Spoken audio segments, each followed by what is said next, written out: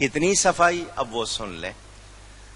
نبی کریم صلی اللہ علیہ وسلم کا ارشاد، من حج للہ ولم یرفس ولم یفسق رجع کیوم ولدتہ امہ. جس نے اللہ کے لیے حج کیا، نہ اس میں رفس کیا نہ فسق کیا. رفس کہتے ہیں بےہودگی کو، برا کلام کرنا، برائی کرنا. فسق کہتے ہیں نافرمانی کو. یہ دونوں کام نہیں کیے، حج کیا. جب وہ حج کر کے لوٹتا ہے تو ایسا ہوتا ہے جیسا پہلے دن کا بچہ. جس دن اس کی ماں نے اس کو جنا تھا، جس طرح گناہوں سے پاک تھا، اسی طرح حج کر کے گناہوں سے پاک ہو جاتا ہے. گناہوں سے پاک ہو جاتا. رب کے گھر گئے، اس کا حج کیا تو اتنا انعام بھی نہ ملے. میرے دوستو، اب اس کی تفصیل میں جاؤں. باتیں بہت ہیں اور بڑی پیاری پیاری ہیں، وقت نہیں ہے. بہت تھوڑی سی باتیں، 2-3 باتیں آپ کو صرف اشارتاً بتانا ہے. یہ بے سلا لباس کیوں ہے؟ میں نے کرتا شلوار پہنا ہوا ہے، اسی میں کیوں نہیں آ جوڑا؟ یہ سلا ہوا ہے.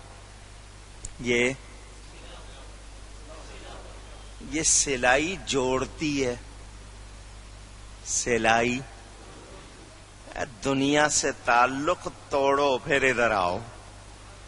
یہ تو تم دنیا سے جڑے ہوئے ہو نا، خواہشات کے حوالے سے دنیا میں جڑے ہوئے ہو. اس دنیا کو چھوڑو تو ادھر آؤ. جب تک دنیا سے جڑے رہو گے، ادھر تعلق جڑنے والا. وہ جو صوفیوں کا قول ہے نا، میں نے اپنی کتاب میں بھی لکھا ہے، بابا سب سے توڑ، بابا رب سے جوڑ. جب سب سے توڑو گے تو رب سے جوڑ سکو گے. ہم نے سب سے جوڑی ہوئی ہے، رب سے توڑی ہوئی ہے. الٹا معاملہ کیا ہوا ہے. زینت بندہ کرتا ہے دنیا کے لیے. آپ ایک دوسرے کو اچھا لگنے کے لیے کہتے ہیں، جی میں ذرا ڈیزائن والے کپڑے پہنوں، یہ پہنوں، دوسروں کو اچھا لگوں، جو دیکھے مجھے ذرا وہ تعریف کرے. اللہ کے ہاں ہمارا اصل لباس کیا ہے؟ تقوی. وہاں یہ اس لیے آپ کو کہا، یہ چھوڑو، احرام پہن کر آؤ. کوئی بھی رنگ پہن سکتے ہیں آپ، ہرا، نیلا، پیلا، لال، لیکن سفید کو سب سے زیادہ پسند کیا گیا. احسن الثیاب، سفید رنگ. اس پہ داغ لگ جائے فوراً نظر آتا ہے یا نہیں آتا؟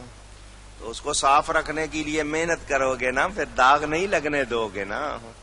کوشش کرو گے کہ یہ سفید ہے تو اس پہ داغ. آج کل تو الٹا معاملہ ہو گیا ہے، لوگ کہتے ہیں داغ تو اچھے ہوتے ہیں. انہوں نے اپنی کہانی بنا لی ہے. اپنا وہ صابن بیچنا ہے تو اس کے لیے کہہ دیتے ہیں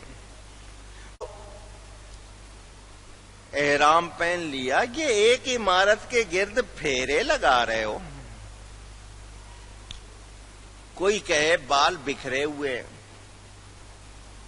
سلے ہوئے کپڑے نہیں پہنے، چادریں ہیں، عمارت کے گرد پھیرے لگا رہے ہیں. کہیں دیوانے ہیں؟ یہ کیا ہو گیا ان کو؟